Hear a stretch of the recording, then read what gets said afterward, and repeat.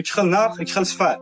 Hozirgi kunda barchamiz ko'plab ko'zimiz tushib turgan arzon sendvich panellari bilan bog'liq reklamalarga ishonib, mijozimiz birinchi binolarni bitirdilar va ikkinchi binolardan boshlab bizning kompaniyamiz, ya'ni Virtus Group sendvich panellarini ishlatishni boshlashdi va hozirgacha davom etib kelyapmiz. Buni sababini aytadigan bo'lsam, hop birinchi binoga ishlatilgan sendvich panellarni ko'rishlaring mumkin.